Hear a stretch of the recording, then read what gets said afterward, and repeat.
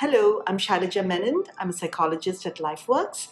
Today's audio talk is going to be about coping with relationships. In the past weeks, I've heard from several people who have shared that they have been facing challenges in managing their relationships with their spouse or with their families, and that they feel that their relationship is going into a state of lockdown, or perhaps it's on the verge of a breakdown.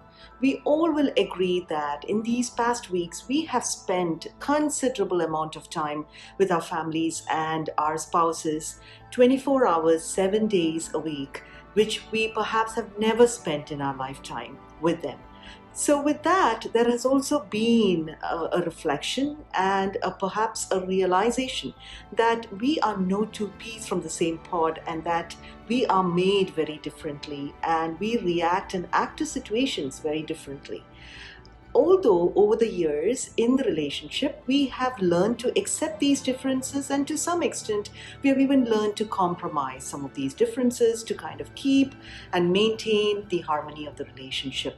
However, in these past weeks, with the kind of time that we are spending together in such close quarters, we have realized that these differences have amplified way beyond magnitude, to the extent that we are in a constant state of stress, irritation, anger, and frustration, that the relationship is getting into a state of distress all the time. So, in a few minutes, you're going to be listening to an audio talk which is going to walk you through 10 key tips that would allow you to reevaluate your relationship and perhaps relaunch your relationship back to a better start.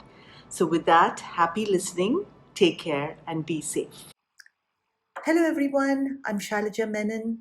Today, we are going to be talking about relationships. We are spending a lot of time together with our families due to these unprecedented times. Being stay put also comes with a price, much juggling, and managing multiple duties and responsibilities all at the same time. Managing home, working from home, taking care of children, and being an active participant in their online classes, household chores, and above all, managing the expectations, feelings, and emotions of the very existence of our relationship with our spouse and partner. To rebuild our relationship in these unprecedented times, here are 10 key tips to cope such that you can relaunch your relationship with a better start. So here we go. Number 1, respect boundaries. It is important to realize that visually available 24 hours, 7 days a week does not mean that the heart and mind are also available. Therefore, it is important as a couple to ensure that you respect the visible and invisible boundaries of each other. If you see your partner shut themselves in a room for a bit, or if you see your spouse on the computer or with a headphone, listening to music or reading a book, respect that boundary and space and ask one another if it's a good time to interrupt. If it isn't, find another time in the day unless the matter is an emergency. If not, it can certainly wait. Number 2, me time. Along with good boundaries comes the need for me time. Every individual have very different needs for solitude and what they need from each other. So be supportive and respectful of that time. For example, that might mean doing grocery or going for a walk alone, or for that matter to agree on taking chunks of time in a day which is out of sight from one another. All of these constitute your me time. Be sensitive to that need for your spouse. Number 3, manage your expectations.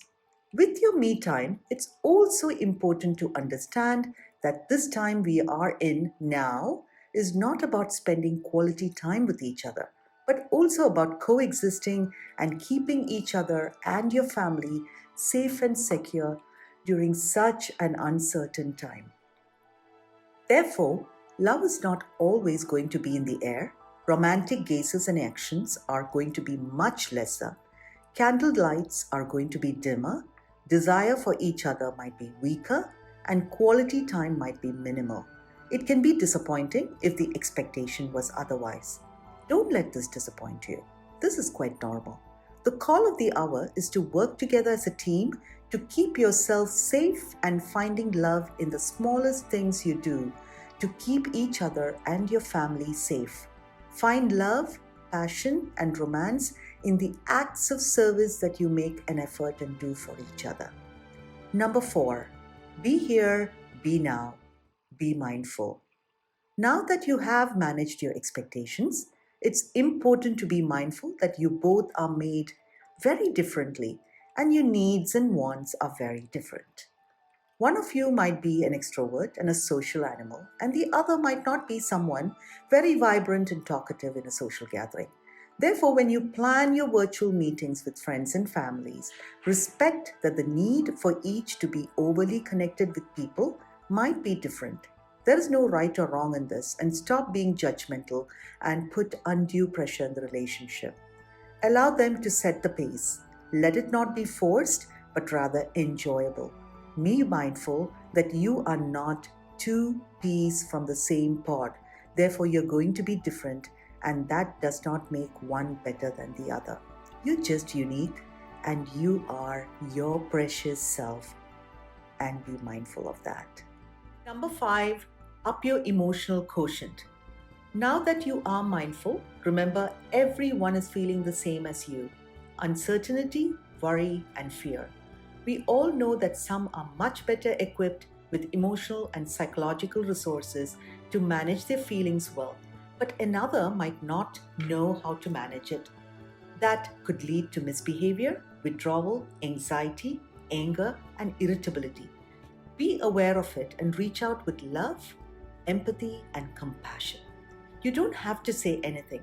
Just listen and be there, and you will realize that you might have just prevented a huge relationship breakdown in lockdown. Number 6, pick your battles. Now that you are much more compassionate, this is not the best time to resolve every pending issue in our relationship.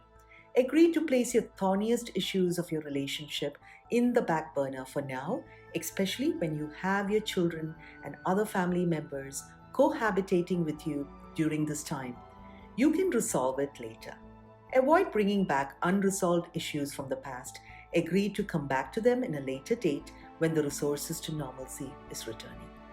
Number 7, agree to disagree and let it go.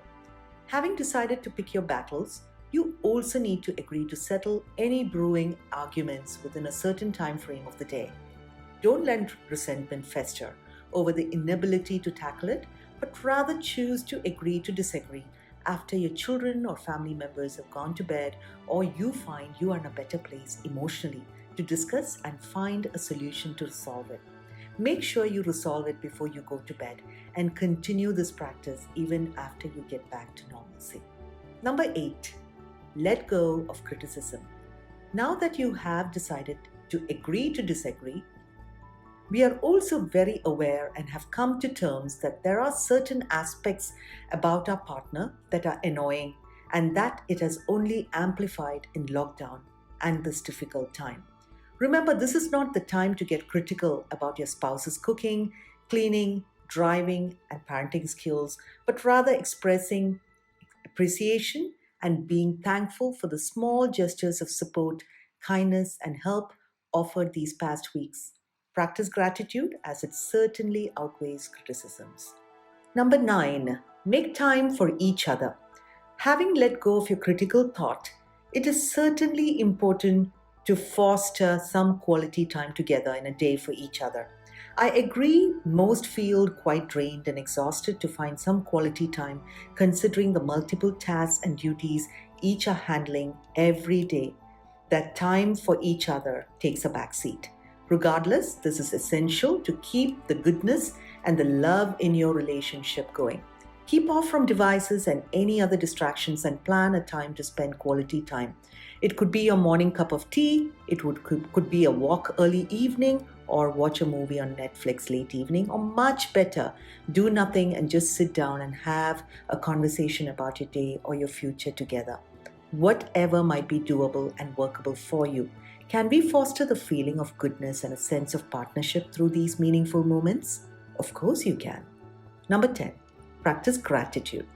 Do you now see how blessed you are and so much to count your blessings? Be grateful, realize that what matters now is now, and that is all you have. You're safe, secure, and you have a family to be with.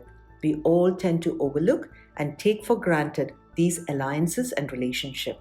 This might be the moment to be grateful, celebrate, live, and let go. Life is beautiful and it makes your relationship worthwhile. Until we come back with another interesting topic, signing off, be grateful, feel blessed, stay safe, and take care of yourselves.